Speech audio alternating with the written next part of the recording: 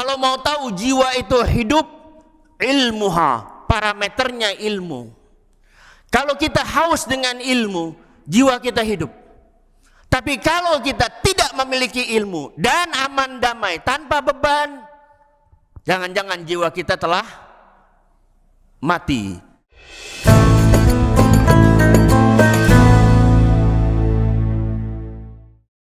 Alhamdulillah. Alhamdulillah. Alhamdulillahi rabbil alamin wa bihi nasta'in ala umurid dunya waddin. Thumma salatu wassalam ala khairi khalqihi al-Mustafa Muhammad wa ala ahli al-bait at-tahirin at-tayyibin wa radiyallahu ta'ala an kulli sahabatihi al-mayamin al-ajma'in wa man tabi'ahum bi ihsanin ila yaumiddin. Ashhadu an la ilaha illallah wahdahu la syarika lah wa ashhadu anna Muhammadan abduhu wa rasuluh la nabiyya ba'dah. Ma'asyiral hadirin rahimakumullah, usikum wa nafsi bitaqwallah.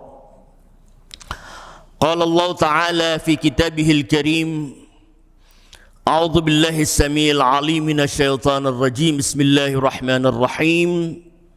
Ya ayyuhalladzina amanu qu anfusakum wa ahlikum nara waquduha an-nas wal hijarah 'alaiha malaikatun ghiladun shidad la ya'suna Allah ma amarahum wa yaf'aluna ma yu'marun. Sadaqallahul aliyyul azim. Hadirin yang dimuliakan Allah, kembali kita panjatkan rasa syukur tak terhingga kehadirat Allah Subhanahu wa taala yang siang hari ini mengizinkan kita untuk bersimpuh di tempat yang agung dan di hari yang agung, Yaumul Jum'ah Al-Mubarak. Tentunya harapan setiap panggilan Rabbul Alamin di setiap Jumat agar manusia setiap minggunya kedudukannya, tingkatannya, maqamnya di sisi Allah semakin tinggi dan dia semakin dekat keharibaan Tuhannya. Karena manusia ketika dia mencintai sesuatu, dia akan mendekat dan dia tidak akan merasa rela menjauh dari kekasihnya. Menjauh dari yang dicintai adalah azab, mendekat dari sosok yang dicintai adalah nikmat. Tidak ada yang layak untuk kita cintai dan kita persembahkan seluruh jiwa raga ini kecuali kepada Zat yang mencipta kita, yang memberikan seluruh fasilitas hidup, yang menjaga kita, yang menutupi aib kita, yang memberikan rezeki kepada kita dan keluarga kita. Tetapi tidak semua manusia sadar bahawa Sang Pencipta sayang kepadanya. Yang dia lakukan hari demi hari adalah penentangan demi penentangan. Ramadan yang telah kita lalui telah menjadikan kita berubah. Mungkin sifat hewan sebelum Ramadan melekat, tapi berkat Ramadan keluar kita dari Ramadan menjadi insan.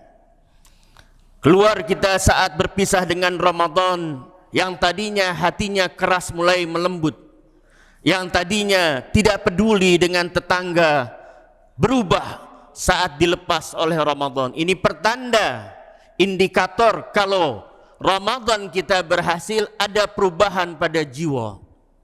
Tetapi Allah Subhanahu wa ta'ala tidak berhenti memerintahkan diri kita menjadi baik. Allah memerintahkan kita juga menjaga bukan hanya diri tetapi juga keluarga. Ya ayyuhalladzina amanu qu anfusakum wa ahlikum nara, jaga dirimu dan juga keluargamu dari azab neraka. Artinya, setiap kita sebagai kepala rumah tangga khususnya mendapatkan kehormatan dan perintah dari Rabbul Alamin. Ingat, diperintah oleh Allah bukan beban, tapi diperintah oleh Allah itu adalah kehormatan. Orang ketika berorganisasi dan tidak pernah disuruh, walaupun hal itu remeh, maka orang yang tidak pernah diperintah akan tersiksa. Apakah keberadaannya tidak memiliki nilai? Ketika diperintah, terlebih yang memerintah komandannya, atasannya, atau sosok yang paling agung, walaupun perintahnya kecil, menjadikan kehormatan buat yang diperintah. Allah memerintah, berarti kita mulia sebagai hamba. Qu anfusakum, jaga diri kalian, wa ahlikum, keluarga kalian. Ada orang yang mampu menjaga diri, tapi lolos pada keluarganya, sehingga anaknya terperosok pada lubang maksiat dan kehinaan. Bahkan hari demi hari ketika kita melihat di media televisi kejahatan demi kejahatan, tidak terbayang waktu kita di era 30 tahun atau 40 tahun yang lalu ada mayat dipotong 12, geger saat itu. Semua koran memberitakan, semua manusia membicarakan, tapi ternyata saat ini kemaksiatan dan kezaliman jauh lebih dahsyat. Apa yang menyebabkan anak muda mampu memutilasi pacarnya ketika dia meminta dituntut untuk bertanggung jawab karena dia telah hamil sebelum nikah? Mestinya ada jalan keluar, tapi apa yang dia lakukan? Dia memutilasi kekasihnya. Ditemukan mayat tanpa kepala, tanpa tangan, tanpa kaki. Ini ironis. Dan ternyata yang melakukan masih usia sangat muda. Dan ternyata juga dia bukan anak-anak yang seperti anak-anak lainnya. Apa yang terjadi? Dari setiap hari maksiat ataupun yang kita lihat dalam televisi, semua ketika itu terjadi sumbernya adalah rumah. Tidak ada benteng di rumah. Tidak ada asupan untuk anak. Hubungan orang tua dan anak seperti hubungan majikan dengan pekerja. Dia hanya memberi uang sangu. Dia hanya menanti sang anak jam berapa dia harus pulang. Tapi tidak dibekali anak-anaknya dengan sesuatu yang harus mereka dapati. Qu anfusakum wa ahlikum nara. Ayuhal hadirun, jika lebaran yang telah kita lewati, kita bahagia kumpul dengan keluarga, maka di akhirat jauh lebih kita menginginkan kita kumpul dengan keluarga.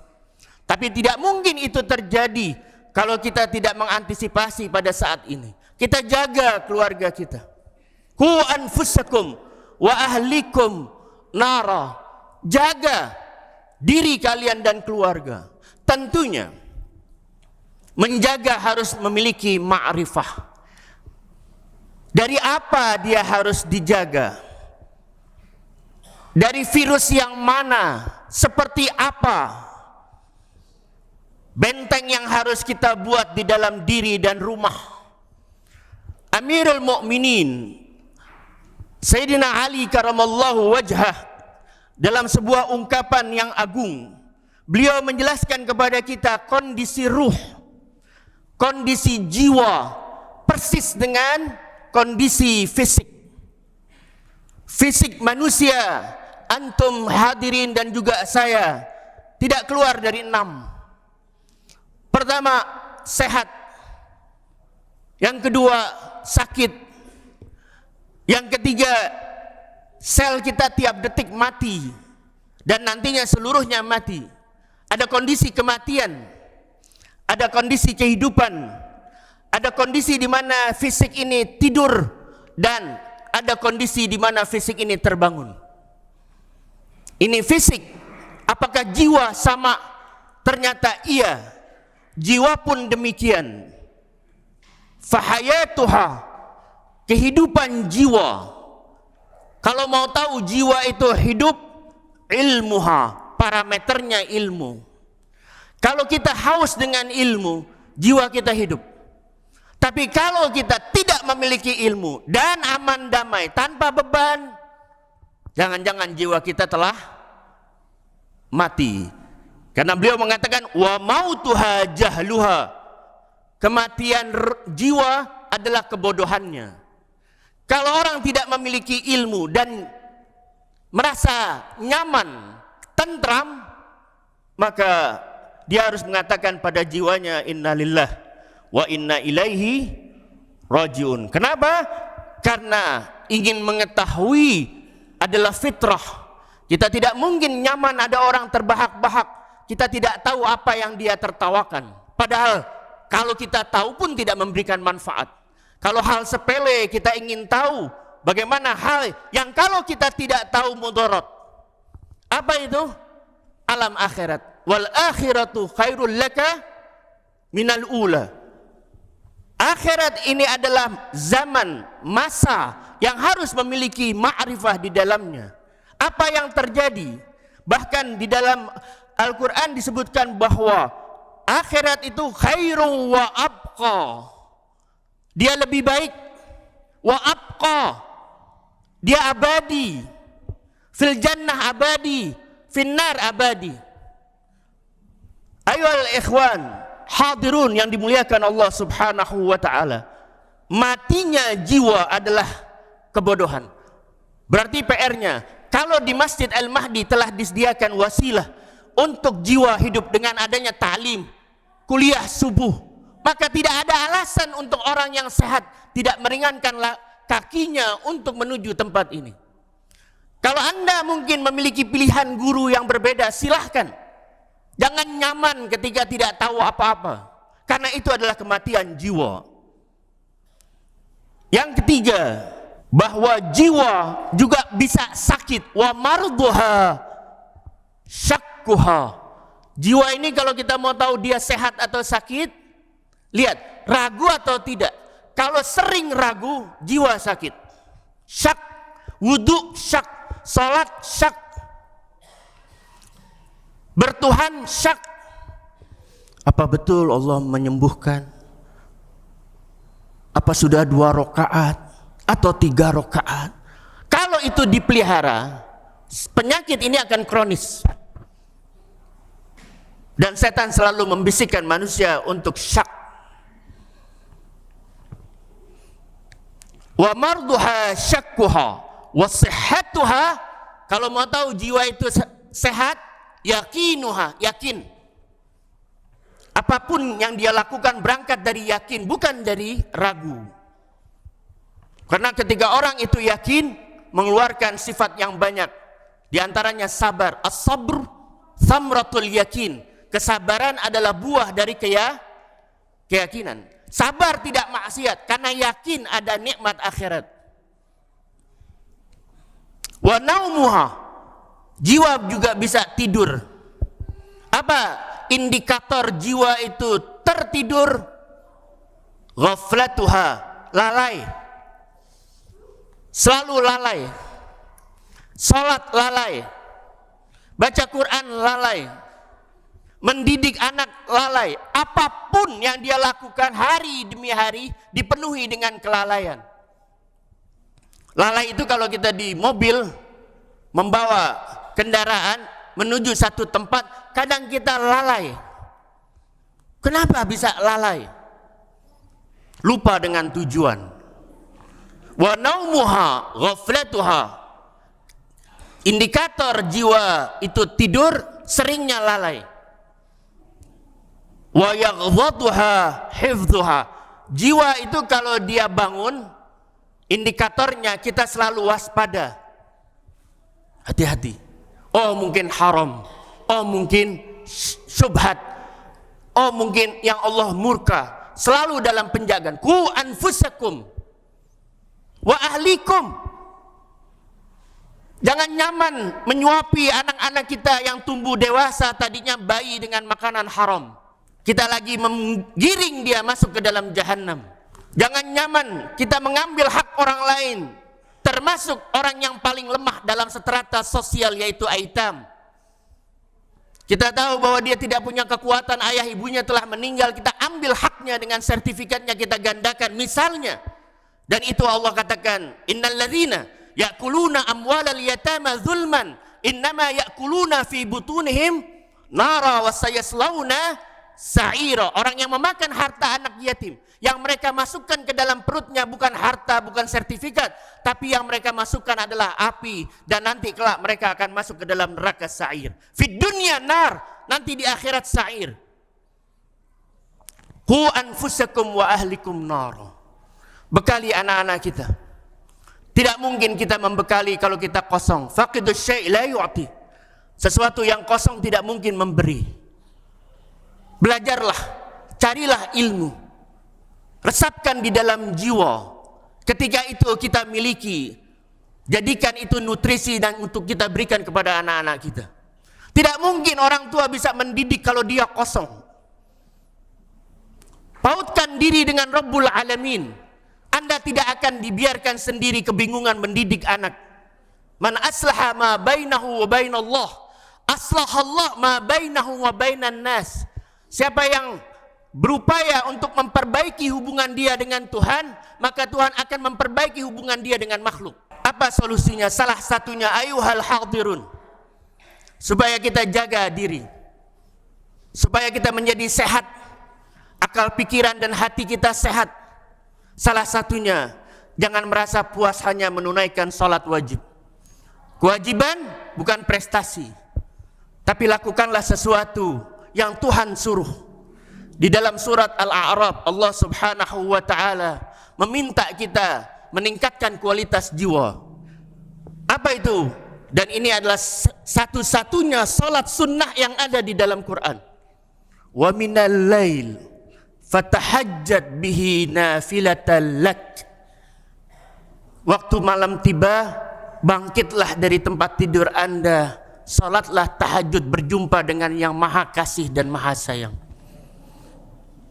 Asa an yab'atsaka rabbuka maqaman mahmuda. Naik kelas. Allah akan mengantarkan kita kepada maqam terpuji, maqam mahmud. Ini ayat buat Rasulullah, tapi juga untuk kita semua.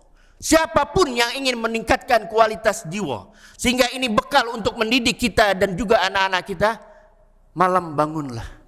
Walaupun 2 rakaat dikerjakan, tapi 2 rakaat berangkat dari cinta, punya pengaruh, manfaat di dunia. Orang yang salat tahajud, cahaya ada pada orang tersebut. Manfaat orang yang salat tahajud, dia akan sehat. Manfaat orang yang tahajud, dia akan diluaskan rezekinya. Orang yang menjaga dirinya di malam hari dari perbuatan maksiat dan dia mendekatkan diri dengan ilahi Rabbi, siangnya Allah jaga. Kenapa kita tidak salat tahajud dan berat? Dikarenakan yang kita lakukan di siang hari penentangan kepada Allah. Maksiat begitu banyak sehingga untuk bangkit menjadi berat. Tapi ketika kita salat, pengaruh untuk esok besar. Anda yang memiliki problem di kantor, di tempat tugas, sebelum Anda berjumpa dengan makhluk, jumpalah dengan yang mencipta makhluk di malam hari. Sampaikan keluh kesah, teteskan air mata, sehingga nanti di pagi hari mentari Anda lihat jiwa Anda semerbak wangi dan Anda mampu berjalan mengarungi dunia ini dengan harapan, bukan dengan putus asa. Barakallahu li wa lakum fil Qur'anil Karim wa nafa'ani wa iyyakum tilawatahu wa dzikril hakim. Aqulu qawli hadza wa astaghfirullah li wa lakum wa lisairil muslimina wal muslimat wal mu'minina wal mu'minat al ahya'i minhum wal amwat fastaghfiruh innahu huwal ghafurur rahim.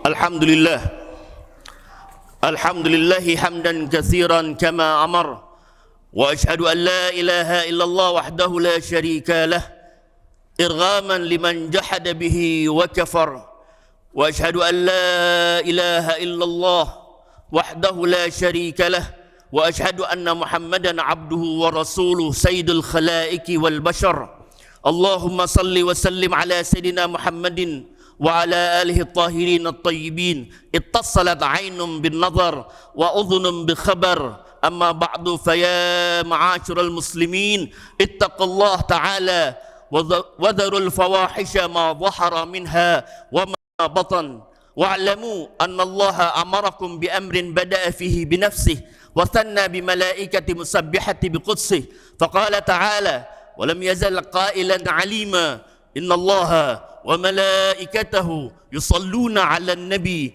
يا أيها الذين آمنوا صلوا عليه وسلموا تسليما اللهم صل وسلم على سيدنا محمد وعلى آل سيدنا محمد اللهم أعز الإسلام والمسلمين وعلى كلمة حق إلى يوم الدين اللهم انصرنا والmuslimin khususan ikhwanuna fi Palestin ya Rab menangkan bangsa saudara kami di Gaza di Palestin ya Allah putuskan tangan-tangan buruk yang membolimi mereka. Ya Allah berikan mereka kesabaran, keteguhan. Ganti nanti air mata mereka dengan kegembiraan. Karena kemerdekaan telah diberikan olehmu kepadanya. Allahumma adfa'anna al-ghala wal-uba wal-riba wal-zina wal-zalazil wal-mihan wa su'il fitan ma dhahara minha wa ma batan. An balani hadha khasah wa an sa'iri biladil muslimina amma. Allahumma ighfir lil muslimina wal muslimat والمؤمنين والمؤمنات الأحياء منهم والأموات ربنا آتنا في الدنيا حسنة وفي الآخرة حسنة وقنا عذاب النار عباد الله إن الله يأمر بالعدل والإحسان وإيتاء ذي القربى وينهى عن الفحشاء والمنكر والبغي يعظكم لعلكم تذكرون فاذكروا الله العظيم يذكركم واشكروا على نعمه يزدكم ولذكر الله أكبر أقيموا الصلاة